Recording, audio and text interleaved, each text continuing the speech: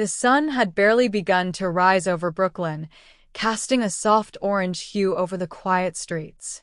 The old wooden sign above Aaron's pawn and jewelry creaked slightly in the morning breeze. The small shop had stood in this very spot for over 5 decades, its glass display cases filled with forgotten trinkets, vintage watches, and heirlooms left behind by those in desperate need of cash. Inside, George Aarons, a 78-year-old man with deep wrinkles etched into his face, moved methodically through his morning routine. He had run this pawn shop for more than half his life, but today was like every other, quiet, routine, predictable. Every morning, before opening the doors, George would take a moment to wipe down the glass counters, carefully polishing each watch and piece of jewelry. His hands, though aged and worn, moved with a precision honed by years of experience. Yet, beneath his steady demeanor, a deep sadness lingered, a sorrow he had carried for the last 40 years. Tucked away in the deepest drawer of his desk was a small, faded photograph, one he hadn't looked at in years, yet couldn't bring himself to throw away. In it, a young man stood beside a beautiful woman, their 5-year-old daughter perched between them, all three smiling brightly as if nothing in the world could ever separate them. But that happiness had been short-lived. George had once been a different man, ambitious, driven, obsessed with making money. Back in the 1980s, when he was in his prime, he believed financial success was the only thing that mattered. He worked tirelessly, expanding his business, making deals, and ensuring that every investment paid off. But in the process, he had neglected the very people who mattered most. His wife, Caroline, had tried to hold on, hoping he would one day change. But when their daughter, Michelle, fell ill, George still prioritized his work over family. When Caroline had pleaded with him to come home, to be there for their sick child, he had refused, citing an important business meeting. "You only care about money, George. Even when Michelle is sick, you think about the shop first. I can't do this anymore." That was the last thing Caroline had ever said to him before walking out of the house, taking their daughter with her. He had let them go, not because he didn't care, but because his pride had stopped him from chasing after them. He had convinced himself that he could fix things later, that once he was successful enough, they would come back. But later never came. By the time he realized his mistake, they were gone. He had searched, hired private investigators, even placed ads in newspapers, but there was no trace of them. And so, time passed, and George grew old, alone with nothing but his regrets. His pawn shop became his penance, a place where people came and left, where he held onto the memories of others, but never his own. Every now and then, he still dreamed of his daughter, of a little girl with big, bright eyes looking up at him, waiting for him to come home. And then one day, fate walked through the door. It was a warm afternoon in late summer when the small bell above the door chimed, signaling a new customer. George looked up from his paperwork, expecting the usual, a struggling musician pawning a guitar, a young couple in need of fast cash. But instead, it was her. A woman, around 30 years old, walked in, her posture straight, dressed in neat business attire. She looked composed, confident, but something about her struck him immediately. She was familiar. George's heart skipped a beat as he tried a place where he had seen her before. The sharp eyes, the curve of her smile, it was as if he was looking at a ghost from his past. "Good afternoon," she said, her voice polite but distant. "I'd like to have this watch appraised." She carefully pulled an old wristwatch from her bag and placed it on the counter. The moment George saw it, his breath caught in his throat. It was the watch. A classic brown leather-strapped timepiece, slightly worn from age, but still elegant. He had bought this very watch 40 years ago, for Michelle's 10th birthday. It had taken him nearly a year's savings to afford it back then, and yet, when the day arrived, He hadn't even been there to give it to her. His hands trembled as he picked it up, his fingers running over the tiny scratch on the back, a scratch he had memorized decades ago. Where did you get this?" he asked, his voice barely above a whisper. The woman hesitated before answering. "It was my mother's. She gave it to me when I turned 20. She said it was an important keepsake." George felt his chest tighten. Could it be? Could this woman standing before him be his granddaughter? He wanted to ask, who was her mother? Was she Caroline's daughter? Was she Michelle's child? But he couldn't. Not yet. Instead, he forced himself to stay composed. "Why do you want to pawn it?" She sighed. "My mother is sick. She's in the hospital, and I need to cover some of her medical expenses." The words hit George like a punch to the gut. Her mother, Michelle, sick? It was as if history was repeating itself. 40 years ago, he had chosen money over his daughter's hospital bills. And now, here was this young woman trying to sell a family heirloom for the very same reason. He couldn't let it happen. Not again. But he needed proof. He needed to know, without a doubt, that this woman was connected to him. "Can I ask your mother's name?" Before she could answer, her phone buzzed. She glanced at the screen, her expression tightening. "I'm sorry, I have to go. I'll come back tomorrow." She grabbed a watch and rushed out the door. George stood frozen, staring at the space where she had just been. Could it really be her? Could this woman be the key to the family he had lost? His hands trembled as he opened the desk drawer, pulling out the old photograph of Caroline and Michelle. Holding it up, he compared the little girl in the picture to the woman who had just left. The resemblance was undeniable, especially the eyes. Could she really be? As the sun set behind the pawnshop's dusty windows, George made a decision. Tomorrow, he would find out the truth.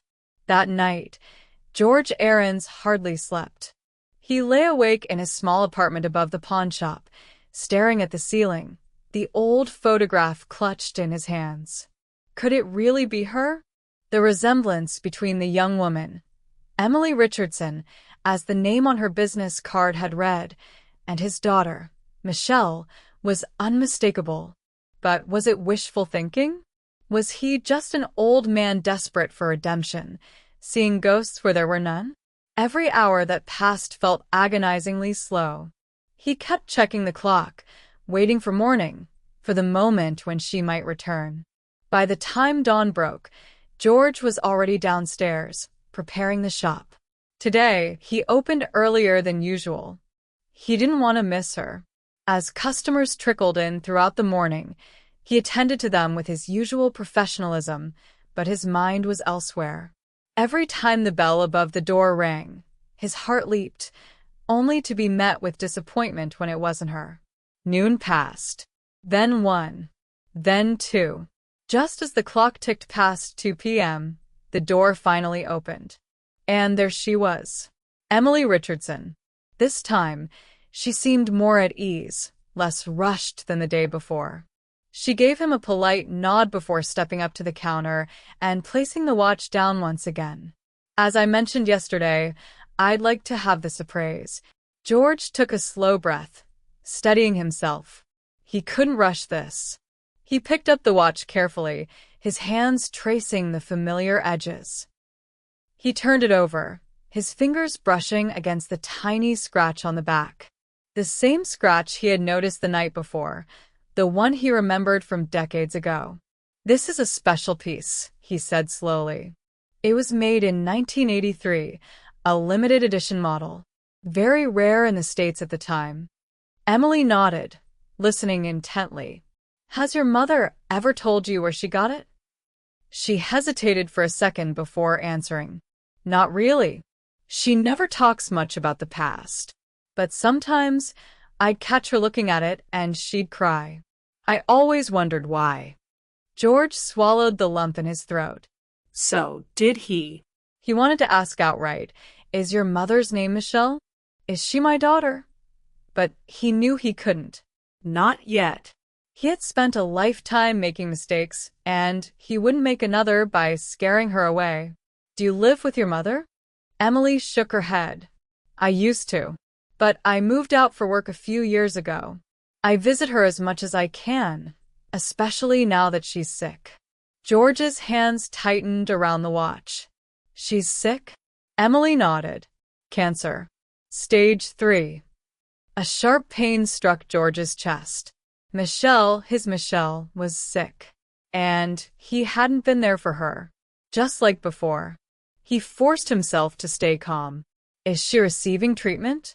Yes, but it's expensive. That's why I'm here. Selling this watch won't cover everything, but it'll help. George's grip on the watch tightened. How ironic.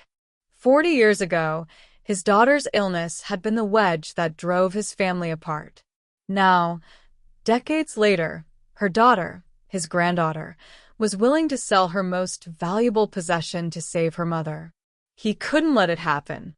I'll need a few days to appraise it properly, he said carefully. Emily blinked. A few days? Yes. I want to ensure you get the best value for it. She hesitated, but then nodded. All right. I trust you. Those words hit him harder than he expected. Trust. Something he had failed to earn from his daughter all those years ago. Emily gathered her things and left. George watched her go, his mind made up. That evening, after closing the shop, George did something he had never done before. He took the coffee cup Emily had used the day before, one she had barely touched, and placed it in a small plastic bag. His hands trembled as he made the call. Hello, I'd like to request a DNA test. He never thought he would resort to something like this. But he had to be sure. The results would take a week. 7 days of agonizing waiting. But he would wait. Because if Emily was who he thought she was, he had a daughter to find. A week later, the envelope arrived. His hands shook as he tore it open, his breath hitching in his throat.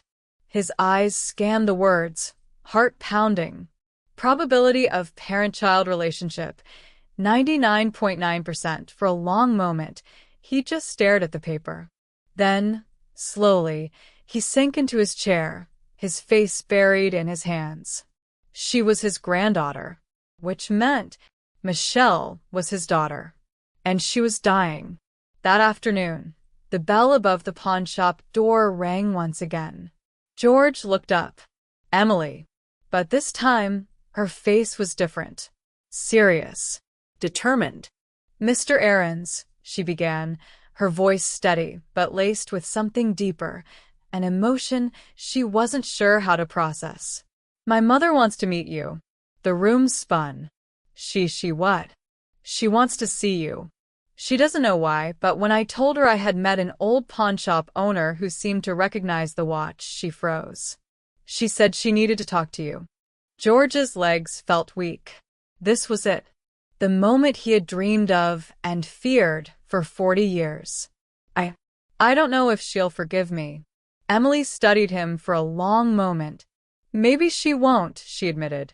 But she deserves the truth. And so do you. She turned toward the door. Come with me. George looked around the pawn shop. The place where he had spent most of his life, surrounded by memories that weren't his. Then, with a deep breath, he grabbed the watch, slid it into his pocket, and followed her out, toward the daughter he had lost. George sat in the passenger seat of Emily's car, gripping the edge of his seat. His mind was racing. He had imagined this moment for years, but now that it was actually happening, he wasn't sure if he was ready. Emily drove in silence, occasionally glancing at him. She had noticed his hesitation, the way his fingers twitched, the way he kept swallowing as if trying to push down the emotions threatening to surface. They were headed to a hospital in Manhattan. She had told him that her mother had been admitted weeks ago and was undergoing aggressive treatment. Michelle, his daughter. The name echoed in his mind, stirring 1,000 memories he had tried to suppress. The last time he had seen her, she had been just a little girl, barely 10 years old, standing in the doorway as her mother walked out of his life. She had turned back, just once, as if waiting for him to stop them. He hadn't. He had let his family walk away, convinced that money and success would somehow make up for it later. But later never came. Now, he was an old man with nothing but regrets, on his way to see the daughter who had every reason to hate him. He wasn't sure if he could handle it. Emily finally spoke. She doesn't know everything. George turned to her. What do you mean? She knows I met you. She knows you recognize the watch. But I didn't tell her who you might be. George felt a lump rise in his throat. So, she doesn't know I'm her father. Emily shook her head. Not yet. I wanted to make sure you were ready first. He let out a shaky breath, staring out the window as the city passed by. I don't know if I'll ever be ready, he admitted. Emily gave a small nod. Then just talk to her. See how it goes. It sounded so simple. But George knew it would be anything but. The hospital smelled like antiseptic and overused air fresheners. The fluorescent lights buzzed softly as they walked through the hallways, passing nurses and patients in quiet conversation. Emily led him to the elevator and pressed the button for the 7th floor. George could feel his heart pounding in his chest. He hadn't been in a hospital in years, not since his own health had started declining. Now he was here for a different reason. For her. When the elevator doors slid open, Emily stepped out first. She guided him down a long corridor until they reached a private room near the end of the hall. She stopped at the door, turning to him. She's in there. George swallowed hard. And you think she wants to see me? Emily hesitated. I think she's curious. She has questions. He nodded, his fingers tightening around the watch in his pocket. Emily knocked gently, then pushed the door open. Mom? There's someone here to see you. George took a shaky step forward. And then he saw her. Michelle Richardson. She was lying in a hospital bed by the window, her body frail from the treatment, but her presence was still strong. Her dark hair was shorter than he remembered, streaked with gray at the temples. Her features had matured, but her eyes, those same piercing eyes he had seen in Emily, hadn't changed. For a long moment, neither of them spoke. Then Michelle frowned slightly, her eyes narrowing. Do I know you? Her voice was softer than he remembered, but the weight of her words hit him like a punch to the chest. George took another step closer. Michelle, at the sound of her name, she froze. Recognition flickered across her face, followed by something else, something darker, anger. Her lips pressed together tightly. No, George's chest tightened. Michelle, I know, she repeated, her voice shaking. I don't know who you think you are, but I don't. She stopped, her breath hitching as her gaze dropped to his hands. The watch. He had pulled it from his pocket without realizing it, and now he held it in his trembling fingers. Michelle's face went pale. She knew. Emily watched silently from the doorway, her hands clenched at her sides. George took a step closer, barely able to keep his voice steady. I bought this for you, he whispered. Your 10th birthday. I wanted to give it to you, but he swallowed. I never got the chance. Michelle stared at the watch as if it held every painful memory she had buried for the last 40 years. Then her expression hardened. Her voice was cold when she finally spoke. Why are you here? George opened his mouth, then closed it. What could he say? That he had spent 40 years regretting everything? That he had searched for her but never found her? That he had spent countless nights wishing he could turn back time? None of it would change the fact that he hadn't been there when it mattered. I wanted to see you, he finally said. To know if you were okay. Michelle let out a hollow laugh. 40 years too late. George flinched. He had expected this, but hearing it out loud was something else entirely. I know, he admitted. I know I don't deserve anything from you.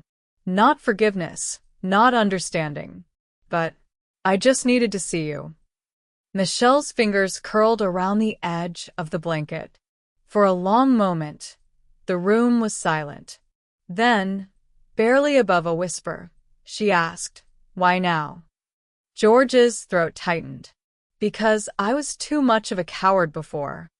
She looked up at him then, and for the first time, he saw something other than anger in her eyes. Sadness. Emily finally stepped forward. "Mom, I didn't know who he was at first. But when I met him, I could tell. He didn't come looking for you to ask for anything. He wanted to make sure you were okay." Michelle shook her head slowly, her voice breaking.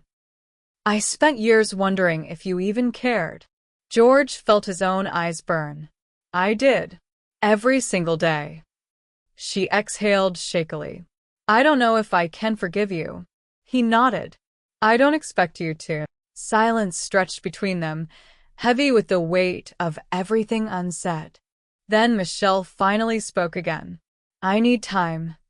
George let out a breath he hadn't realized he was holding. "Take all the time you need." For now, it was enough. Emily glanced between them, her lips pressed together. "I'll let you two talk." She turned toward the door, giving them space. As she left, Michelle reached out slowly, hesitantly, and took the watch from George's hands. She turned it over in her fingers, staring at the tiny scratch on the back. She didn't say anything else, but she didn't let go. And for the first time in 40 years, George felt hope. The next few days passed in a blur. George didn't expect Michelle to suddenly welcome him with open arms, and she didn't. But she didn't send him away either, and that was something. Emily visited the pawn shop once more, though this time, she wasn't there to talk about the watch. She leaned against the counter, watching as George adjusted the time on an antique clock, his hands steady despite the tension hanging in the air. "You know, she hasn't stopped looking at that watch since you left," Emily said quietly. George paused, his fingers stilling on the dial. "Is that a good thing?" Emily sighed. "I don't know, but it means she's thinking." Thinking. It wasn't forgiveness. It wasn't acceptance. But it was something. "She told me about you, you know," Emily continued. "Not in detail. But I always knew there was someone she never talked about." George set down his tools, rubbing a hand over his face. "I wish I had been there for her." Emily studied him for a long moment. "You still can be." He wanted to believe that. But some wounds didn't heal so easily. A week passed before George saw Michelle again. This time, she was the one who reached out. Emily called him one evening. "She wants to see you," and his heart nearly stopped. "She does?" She said she's ready to talk. No promises, but she's willing.